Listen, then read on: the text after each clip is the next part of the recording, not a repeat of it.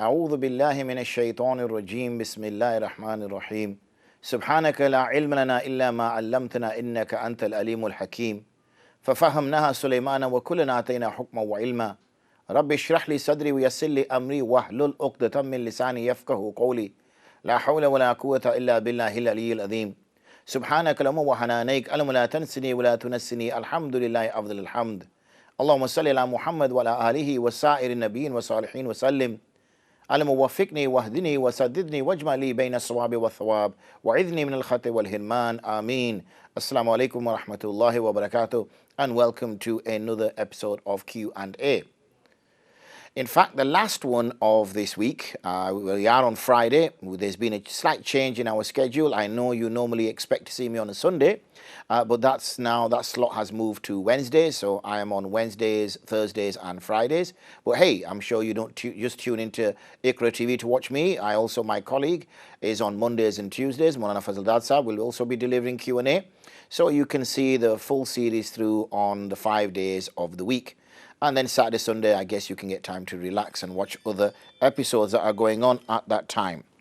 Now, yesterday, if you recall, we had started our discussion on Salah times, and we actually spent quite a lot of time on discussing the Tulu al-Fajr or Tulu al-Fajr al-Thani. And this was also referred to as al-Fajr al-Sadiq instead of al-Fajr al-Kadhib. And then we took a call which we were exploring the Taraweeh prayers. And I used that as an opportunity to discuss a broader discussion or a broader subject of kind of religiousness within the community and how we can lose out on certain things. I also was an opportunity to explore how the Sharia sort of came together, how it was sort of constructed really. You know, we have the era of the Prophet of Allah sallallahu alaihi wasallam, but we also sometimes forget to include the period of the Khulafa Rashidun in the role that they played. So without kind of going back into that topic, and if you also recall, I hope you did the experiment where you got the spoon and placed it inside a goblet of water just to see how the spoon looks like it's actually bending, when in reality it's not. All it is that the light is bending differently. The one that's sort of reaching to our eyes, depending on which medium it's traveling through, obviously a lot quicker compared to how it would be through water. And the point I was trying to make is when you're looking across the horizon and seeing the Maghrib time. So this is where the big issue comes up, and this is where people have differences as to when this Tulu al-Fajr al-Thani takes place. Now, there has been some work in trying to get this through observations.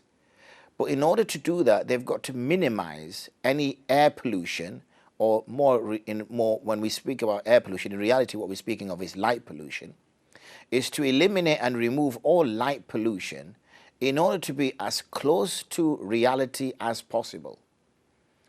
The only way you're going to find places like that are probably on the coastline or out in the moors somewhere where you're not going to be sort of influenced by the light. So some people have carried out these mushahada, as we refer to them, kind of observational data gathering. However, from the observational data that I have seen, unfortunately many of those that have been put together lack true sound experimental design. What I mean by experimental design is that anybody who is going to carry out, first of all, you need a hypothesis. That what is it that my hypothesis is. If you're not going to go in with a hypothesis, then you've got to gather observational data. But to do so, you must design the experiment in such a way that that data becomes significant. Because if you have not designed the experiment properly, then that data is absolutely irrelevant. And data is not the same as results and conclusion. The data is the raw information, the unadulterated, unassessed, not kind of engaged with data, which will require certain practices to be carried out in order to make that data useful. So, for example, something as basic as repetition, ensuring that something is repeatable, that is a fundamental aspect of experimental design, that something must be repeatable. And not that only the people who've carried out that particular experiment, but anybody anywhere on the surface of the globe would be able to carry out that experiment in the manner in which they carried out. Unfortunately, many of the time you see there is no experimental design whatsoever. Similarly, there's a lack of understanding of how light impacts on the eyes. So for instance, something as basic as looking at an iPad or looking at a phone when in the most darkness of night and then looking up to the horizon, that has a completely different. A good example I can give you is that when you when you first switch the light off in the bedroom just before you go to sleep, as soon as you switch the light off, it goes absolutely dark, really dark. But after a while, maybe 5 minutes, definitely by 10 minutes, your eyes have adjusted to the quantity of light available. This is when the pupil grows in size in order to capture as much light as possible that's coming into the eye. But if I was to look up to the lighting that we have here in the studio, first of all, I'd have to squint. Secondly, it probably would hurt. But thirdly, what it would do is that my eyes have realized that there's too much light coming into my eyes, and my eyes can't cope with it. So I would try to minimize the amount of light coming in. And this is what the eye does. So having a good understanding of the eye is absolutely essential. So when a person is looking across at the horizon to determine when Tulu al-Fajr is taking place, that is absolute key. Second part of the experimental design that needs to be taken into consideration is when do you determine Tulu al-Fajr has occurred? What I mean by that is the distinctive factor which differentiates between al-Kadhib and Sadiq is that in al-Kadhib it goes straight up, and in as-Sadiq it goes across the horizon. However, there has to come a time when you decide that the light is no longer going up, but it's actually going across. It cannot be at the first time you see the light, because at the first time you see the light, you're not sure whether this is Kadhib or Sadiq. You have to wait a while to see whether this light is going to spread or whether this light is going to go up. So as you wait, looking across at the horizon, it may take 3-5 minutes before you say, you know what, I'm pretty sure now that light is spreading, and that is the Tulu al-Fajr al-Thani, yani as-Sadiq.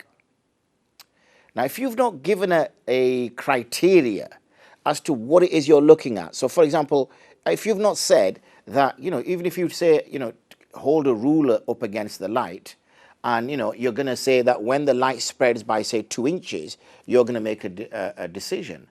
But because you cannot see the ruler, because it's dark, okay, how do you decide when you have seen the light spread, or when somebody stood next to you has seen the light spread, or when someone's going to repeat that experiment next week?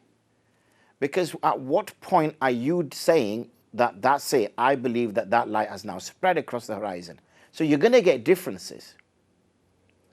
So that's just the experimental design. That's just then the observation, how the observation should be carried out.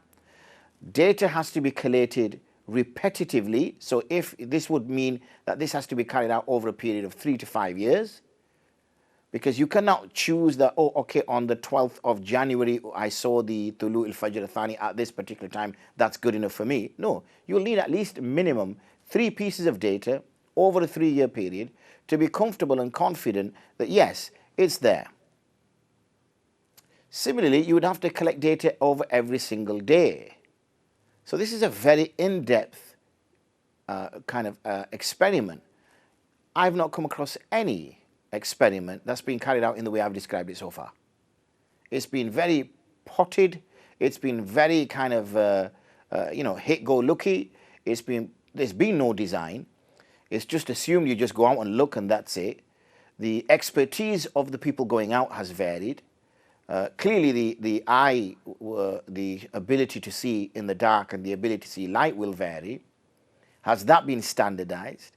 Has any tests been carried out by the observer as to how much the observer is impacting on the actual data itself? That's a whole area, a whole phenomenon that we are well aware of, that the observer can impact on what he is perceiving to see. How can we eliminate that? Or at least minimize it if we can't eliminate that? There's been no work that's been done in that area. So it's a bit hodgepodge, happy-go-lucky, let's see what happens. That's just data collection. Then when it's come to data analysis, how has that been done? For example, if I say, oh, I can see that the light has spread, Is somebody going to, is somebody going to record that? Okay, is somebody going to witness that? Who's recording the data? And how are they recording the data? If one person says, oh, I can see it, do the others automatically say, it's a bit like, oh my God, can you see that plane? And you're looking at the same place in the sky and you can't see that plane. I can't believe you can't see that plane. So after a while, obviously, you just say, oh, yeah, I can see that plane. And you can't see no plane, but you just feel a bit left out now because everybody seems to be seeing it apart from you. So how does that collective gathering of data impact on each observer? Or when the early sighter sights it, how does that impact on everybody? That's something which needs to be explored. Once the data is being collected, how is the data being analyzed? How can we be statistically confident that that data is different than a data that we collect the day after or the week after? How do we correlate that then with any, say, astronomical phenomenon that can be observed? So it is, you can see that this is a huge area, massive amount of science and massive amount of understanding data and data analysis is required. And unfortunately, the people that have tried to do this don't possess those skills, don't possess that experience, and have not engaged with those people that do.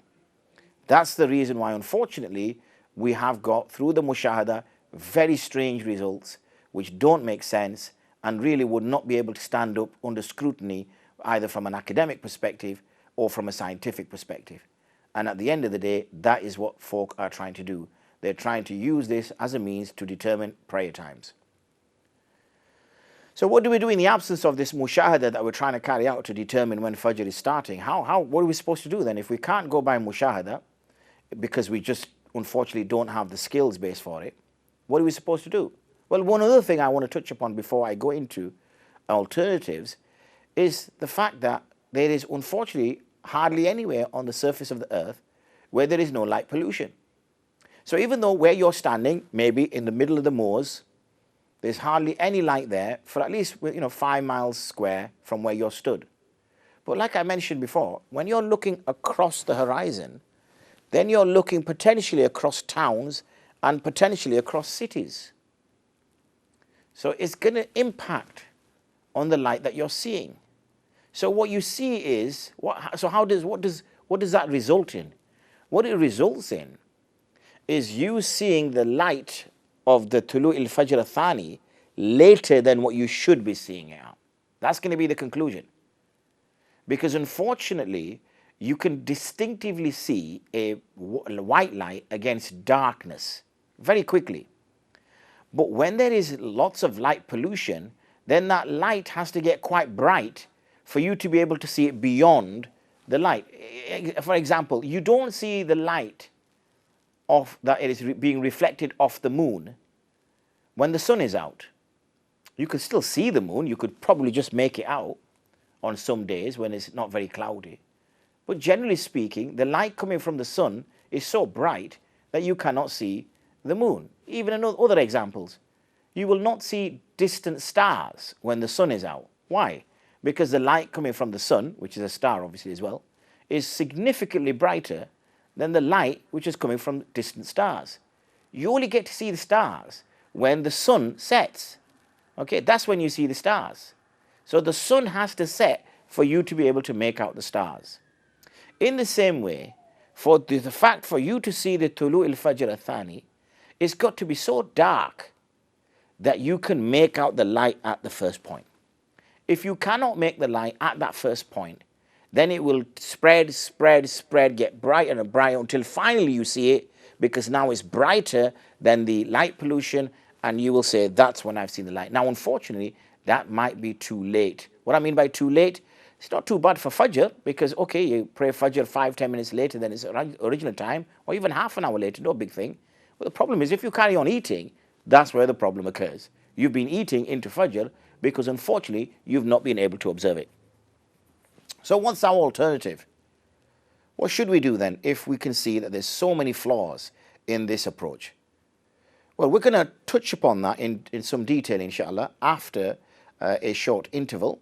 So I hope you can join me again. I hope I've left enough cliffhangers there for you to be excited enough to come and join me after this short interval so we can explore what alternatives are there to solve this problem. See you soon.